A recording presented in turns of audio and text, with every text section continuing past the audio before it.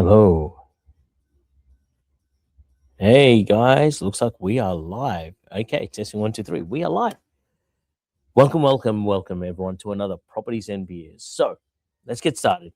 Lazy property strategies are dead. And here's what investors are doing now. There's a property strategy that survived in Australia for decades, right?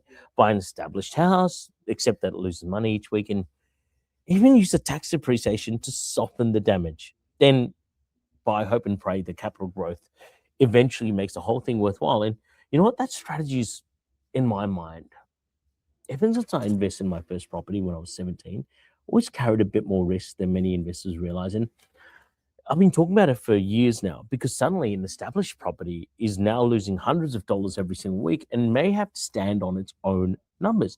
And I think that's making a lot of investors uncomfortable. Having these conversations on a regular basis, they're looking at properties on their own or they're planning to buy and they're asking, if this asset keeps taking more money out of my pocket and I lose part of the tax benefit, you know what, Goro? Does the strategy still work?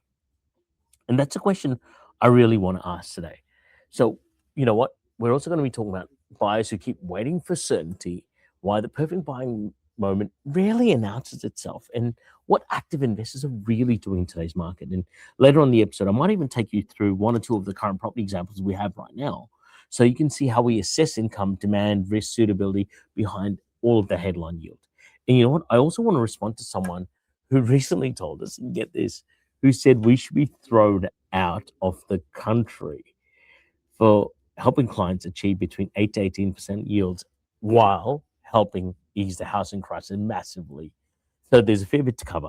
For anyone joining us, my name is Goro Gupta, CEO and founder of Ethical Property Investments. We help everyday Australians invest in high cash flow properties designed to do good and make money. That includes co-living homes, dual keys, specialist disability accommodation under the NDIS, as well as other forms of housing that can create a strong rental income while adding genuinely needed homes to the Australian market. So grab a drink, get comfortable, and that's why lazy property strategies are being exposed. Now, I am in a public place, so I'm going to put on my earphones so I'm not distracted. I'm focused just on still right. Make sure my microphone is still pointing to the one I've got on my lapel. So just bear with me, team. Yes, it looks like we're all good still. Now, what am I doing for beers today? Those that are watching, I'm actually at the Cub office, so I've got one of their own premium lagers, right? I've got the Cub Lager. We had a great day today with what we call a core forum over at Cub.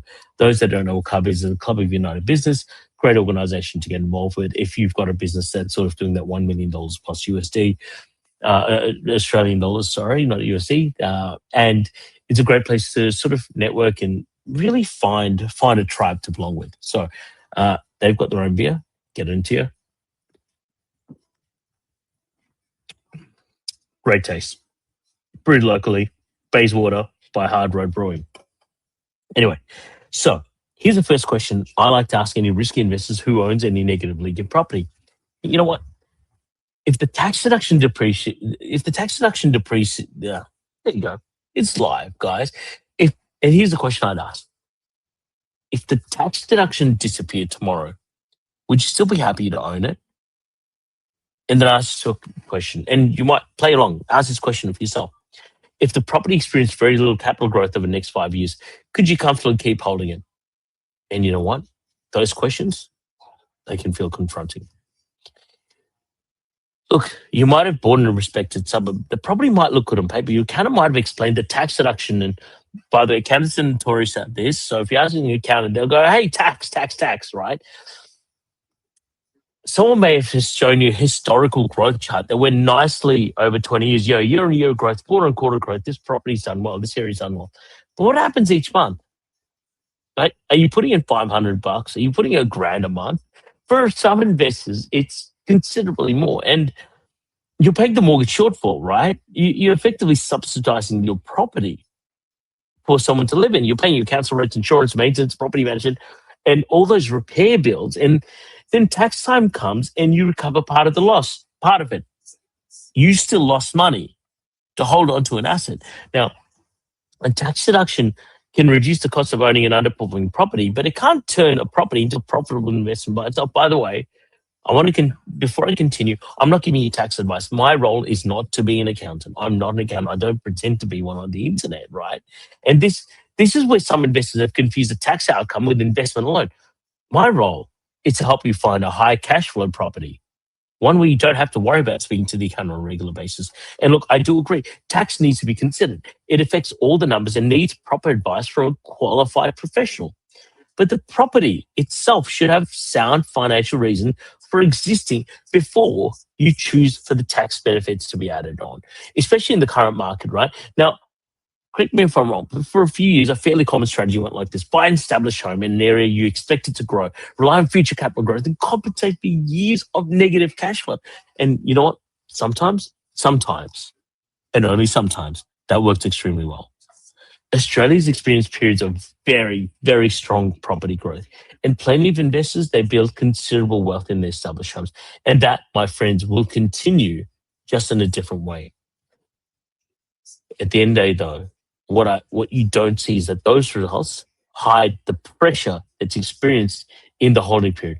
I mean, imagine a property costing you 15, 20 grand a year to keep. That's normal investments. Over the 5 years, that's $75,000 from your household income before allowing for unexpected repairs or changes in interest rates, especially in existing property. Now, imagine the property barely moves in value during those 5 years. Can you keep going? Does your partner still feel comfortable? Right? Can you buy another property, or is the first one basically eaten into your borrowing capacity? And you know what? What happens when school fees rise for your kids?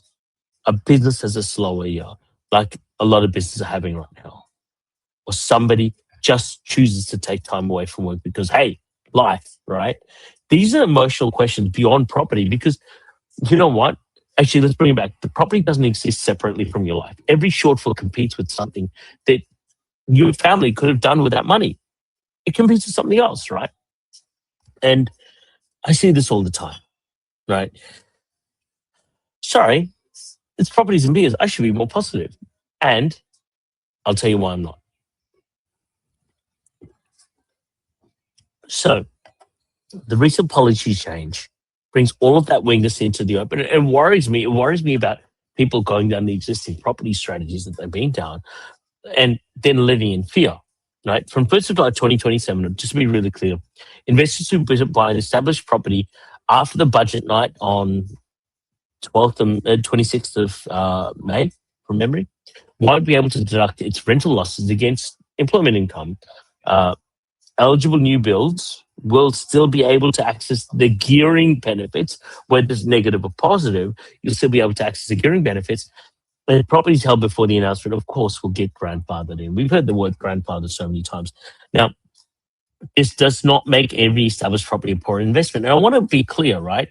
I want to actually have a comparison, and let me show you a bit of a comparison that I actually saw the other day that I think is really apt and I want to share with you, right? Let's go through it. And that is, now I did a comparison run and I want to share this with you. So if you bought brand new property at 5% versus a established property, because I'm having this conversation so much, people are like, oh, newer properties don't grow, but I believe they do. So let's compare it against established at 7%. You know what, let's play devil's advocate, say new property only grows 5%, established grows at 7%. So let's pretend you bought a property at $1 million. Sorry, just have some round numbers. Now, if you bought a property over 20 years, a $1 million property over 20 years at 5% growth, the established property would go up to 2.26. However, an established at 7% growth, assuming that it'll grow 7% with the current tax changes, will grow at 7%, will go to 2.8. So you're like, beautiful, 2.26 versus 2.89. I know what I'd rather get, and that might sound right. However, when the new capital gains changes, right, your 5% growth, let's say you sold in 20 years. If you sold that one property in 20 years' time, you'd have 388,000 CGT for the established. However, for 7% growth, you'd have $969,000 CGT. So the established, yes, you might think it originally wins by 635,000, but it's actually loses. It actually loses. Sorry, you might think it wins by 300,000, but actually loses by more than $300,000 in the long term, even if it grows more.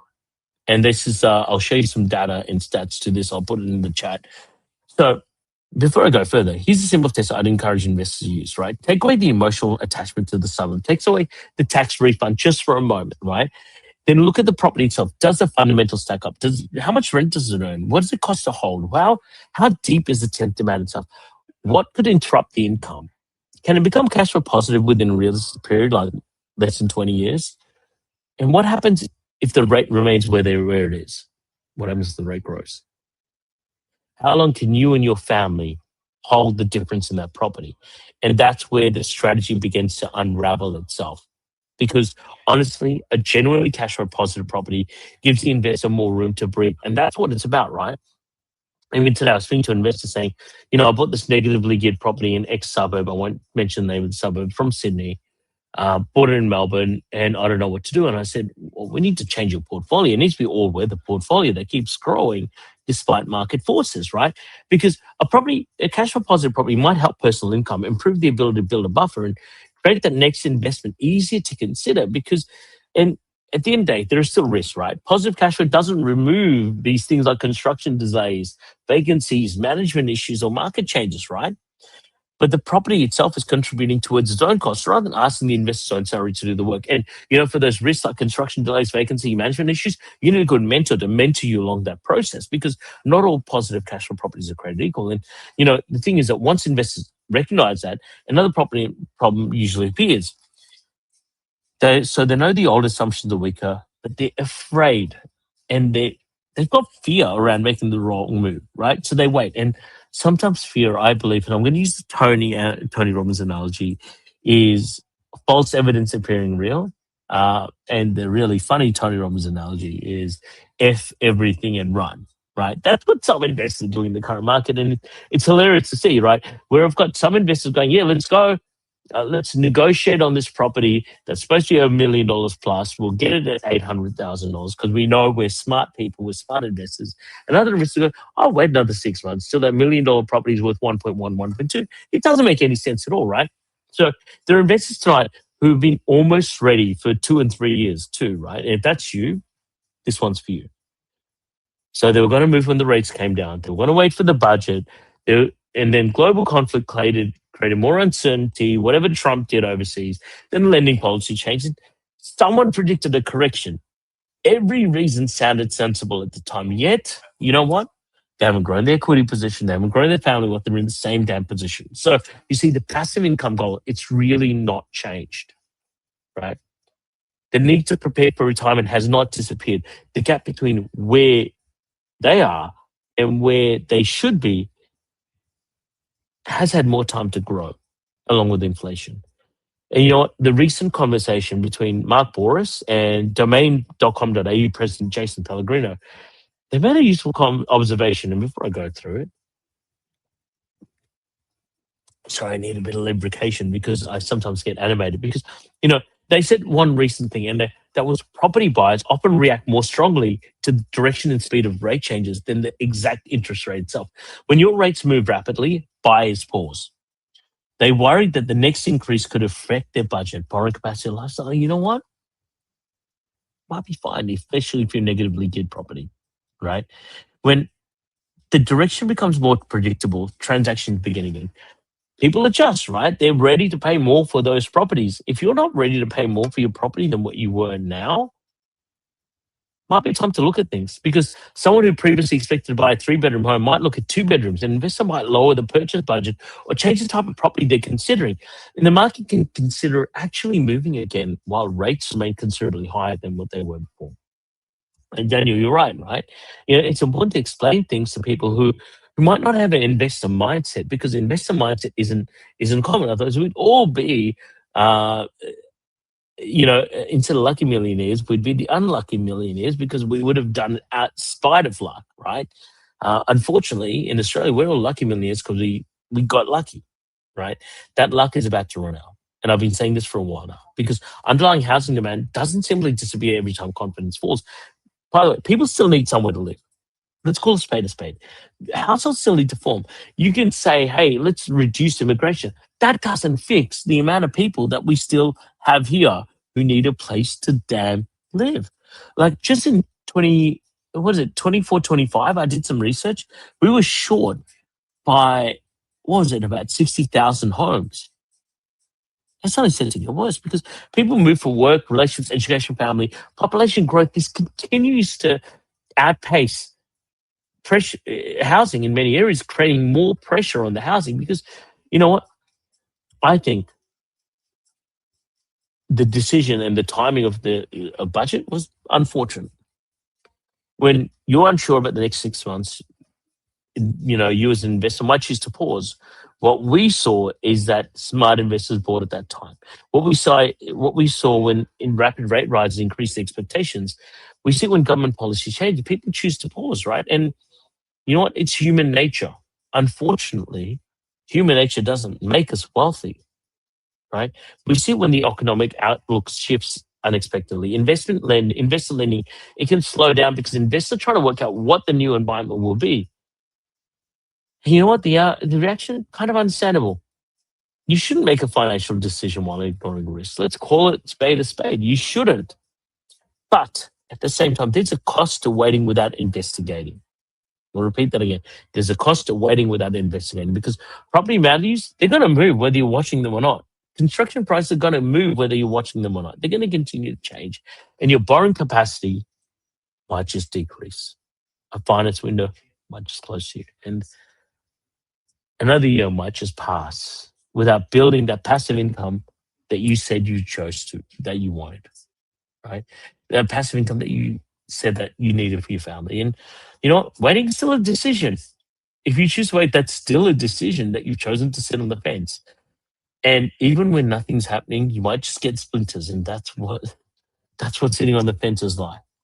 Yeah, and this might sound a bit harsh, but this is me speaking from my truth. A common investor mistake is trying to identify. I should have true one. A common investor mistake I see all the time is trying to identify the bottom of the market. You know, people want rates to reach the right level. They want price of property to be cheaper. They want strong evidence that growth about the return. They want to move before everyone else notices. You know what? That's like trying to catch a falling knife. It ain't gonna happen. You're trying to catch a knife as it's falling. Not gonna happen. The combination rarely appears. And those that do it get lucky. And it's nothing more than luck. It's not strategic, it's not analysis, it's guesswork and luck. And by the time the future looks safe, many other buyers can see the same information because confidence is going to return across not just to you, but the entire market. Competition's going to increase at the same time. Vendors are going to be confirmed, going, I know my shit's the best shit on the planet, right? Lenders, sorry, I have to say it out loud. Lenders are going to receive more applications. And the buyer who waited for certainty might find that their opportunities change. You're not going to buy that property that should have been worth $1 million back at $800,000 because that's what some of my buyers are doing now. That doesn't mean, by the way, you should be rushing into whatever's available. You should get some advice around it. You should get some experience behind it because property has historically rewarded investors with a well-chosen asset enough and given enough time to perform. But time alone can't rescue the wrong deal. The property still needs the right purchase price, rental demand, cash flow, location, and long-term fundamentals. And you can ask AI for an estimate to buy in areas like Yanchip, which I'm seeing a lot out there. Don't get me started on that one. I'm also saying AI recommend people invest in Northern Territory. The tools might give you a starting point, but let's be honest. If a tool is going to give you a data point, the only data point you should look at is population growth. You should not be looking at what's grown in the past because what's grown in the past won't grow in the future. This takes a lot of mindset and understanding of how the property market works. It takes a lot of investigation into the actual deal. If it means accepting that the informed property decisions are always going to contain some sort of uncertainty because property itself is a long-term asset. Don't forget that, right? If your planned holding period is shorter than the time it takes to design, build this home, you might be asking property to do something it wasn't supposed to do because, the Mark Forrest and Pellegrino conversation at Pellegrino from domain.com.au also addressed investors whose main goal is making a quick profit through flipping or creating investment around those tax outcomes. I actually might post that, by the way, on the chat. That thinking can be dangerous, right? That's exactly what they said. Because the property should take years to deliver full results, right? Property's not a, it's not shares. If you want to buy, hold it, buy and flip, go buy some shares. By the way, not financial advice, right? The investor needs, I believe, should have income, patience, and financial capacity to hold through periods that really could feel uncomfortable. Being strategy ready doesn't mean you're committed to buying a property right now. But you see, it means you're willing to investigate whether strategy works for your actual position. You check your borrowing capacity. You speak honestly with your partner. And by the way, that's a big one, right? A lot of property strategies I look at, they fall apart at the dining table because they speak to their partner and they realize they're on two separate planets, two separate universes, in fact, right? By the way, if you've spoken to your partner about property investing and realized you're on two different planets, drop it in the chat. I want to know what you had happen, right? I'm curious because you might model repayments at different interests. You decide how much monthly contribution you could comfortably make. You should test vacancy, delays, and unexpected expenses. You should also work out, and this is kind of really important, right? That your growth. Do you want capital growth? Do you want positive cash flow? A combination that can support both. Now, fear is useful when it prompts better questions, but it also becomes expensive when it creates an endless loops of vague possibilities. What if rates rise again? What if the budget prices fall? What if the budget changes something else? And you know what? Those are valid questions. But I encourage you to put numbers around them. What happens to the repayments if rates rise or fall by another 0.5%? What happens if one room remains vacant for another 8 weeks? What happens if the whole house remains vacant for 8 weeks? What happens if the build takes longer than expected? What happens if the property grows at a modest rate rather than exceptional one like it has in Melbourne? Once you test the scenarios, you find out whether what you're made of, what you're strong enough for. You discover what strategy is right for you. You might discover what needs to change. You might discover that buying now will place too much pressure on your household. And that's a useful result, right? A lot of property guys out there going, buy, buy, buy. You know what? I don't want to place extra pressure on your household. I want you to do what's right for your house, but also not live in fear. A good strategy session can lead to a decision to wait, improve borrowing capacity, or build a larger buffer before moving. The goal should not be to buy property, but it should be made to make an informed decision based on your numbers. That brings us to the fact that the investors who are currently moving forward, what are they doing differently, right? Let's chat about what active investors are doing now. Active investors are asking more than they're demanding of their property. They want to know what creates a rental income, right? They don't know what evidence of tenant demand there is, right? Or not. They examine how property performs if one part of the income is interrupted. They look at the quality of property manager, right? So they understand. They also understand that high yield on a brochure means very little if the assumptions behind a week. They also understand that rental guarantees don't mean shit. Pardon my French. They look at where cash flow positive investing really needs proper care. The goal can't be chasing the largest percentage available. You need to understand why the income exists and what could cause it to change. And you know what? The first thing active investors are doing is working backwards from their financial outcome. How much passive income are they trying to create? When do they need to create it? How much borrowing capacity do they have? And how much personal cash can they contribute without putting the household under strain? What level of risk can they genuinely tolerate? And then and only then should they be comparing properties. Now, I'll give you an example. A cash flow positive co-living house might suit investors seeking multiple rental incomes and greater vacancy resilience. They're like, hey, if someone moves out of one of my rooms, I should still get a positive cash flow.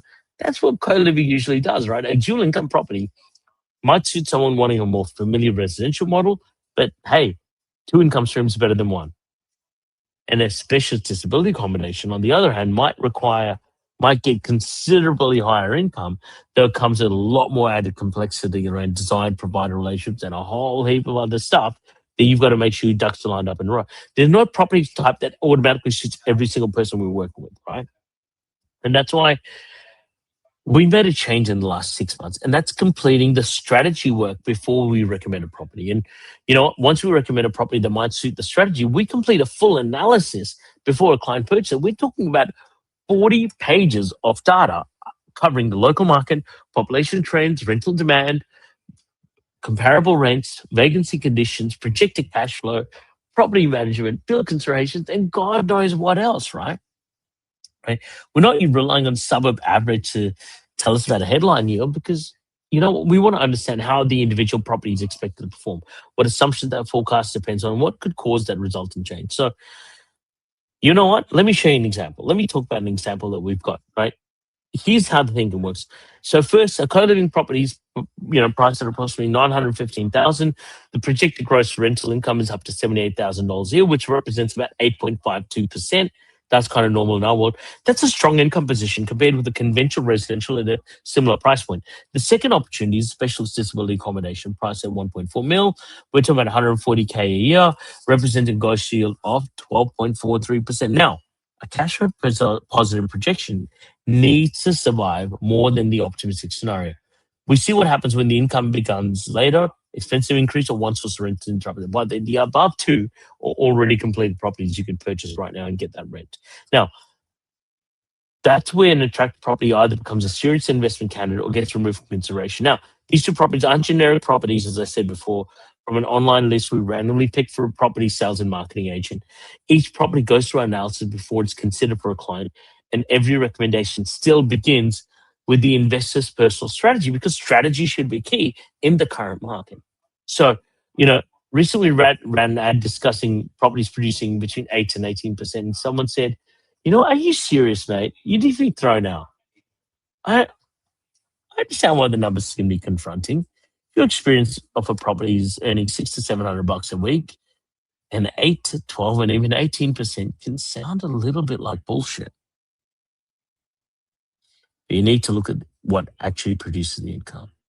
We help develop co-living homes that help fix the housing crisis, right? We work with dual key homes that put more than one dwelling on the land. These properties, they add housing supply. They give people somewhere suitable to live, and whether it's individuals, families, new immigrants, etc. And with a plan built and managed well, they can reduce, they can produce, positive cash flow for the investor. So how does someone being thrown out for creating more affordable and specialist housing in the middle of a housing crisis work? I'd rather contribute to the solution than spend time commenting on sidelines on someone's Instagram and Facebook, right? Because the income is connected to a real housing need that we have. That still, by the way, doesn't excuse pure due diligence, right? And I want to talk about a suburb that we had presented by a sales agent, and it was really funny. That suburb was. Oh, geez, I'm giving away a bit of the secret sauce. We had a suburb presented in the northern suburbs of Melbourne, and I knew there was an issue, right? And we had, I think, what was it? We had about 3 people looking for 10 rooms. That, my friends, is a bit of an oversupply, and that's the kind of stuff we run the other direction from, right? So be wary. Not all co-living is equal. We do a whole heap of research. We do, 40 pages worth of data on our properties to make sure that they're relevant and they work well, right? So, you know, let's bring this together. The government's negative gearing change have put a spotlight on established properties that depends on ongoing losses and personal tax deductions. So if you have a property before the budget nights, maybe you might be safe. But for newer purchase of established housing, the strategy really needs to be examined carefully, and strategy is key. It doesn't mean that everyone needs to sell the established property. It means that every investor should know what it takes to carry the asset, to hold an asset. Is your rent doing enough? Can you manage the shortfall? Do you have the right mindset?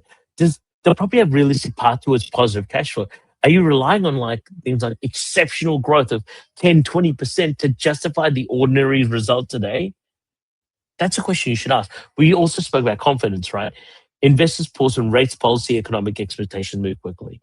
But uncertainty usually arrives after markets already begun responding. And my friends, you don't need to pick the exact one. What you need is a strategy that can survive a range of possible outcomes. And finally, we looked at what active investors do now. They're testing their finances before choosing a property. They're investing in the source of rental demand. They also look for cash flow positive opportunities that add housing that can be held for the long term. They're also willing to walk away when the numbers don't fit. And if this exposes raised questions if this episode, has raised questions for one of your current properties, or you'd like to test whether a positive cash flow strategy could work with you, reach out to the team. We can go through your goals, borrowing position, current portfolio, and then test the available options. And you might be ready to move now. You might need to prepare for another 6 to 12 months. You might find that one of these strategies doesn't suit you at all. We would rather help you reach an informed answer than recommend a property that places unnecessary pressure on your life. Now, before you go, reach out, check out Ethical Property Investments on Facebook and Instagram. You know, check it out. You might be missing out on market updates, property breakdowns, or investor education. Otherwise, search for us on Facebook. You can also choose to subscribe to our weekly cash flow memo. That's completely free. Each edition shares practical property insights, commentary on what we're seeing in the market, and a few snippets of our current opportunities being reviewed in a yield club. And it's useful way to see what kind of properties our clients get exclusive access to. So thank you for joining me for another episode of Properties and Beers at the Cub Office, guys. Have a great evening. Enjoy your drink. Have a great weekend, and don't do anything I wouldn't do, kids. See you later.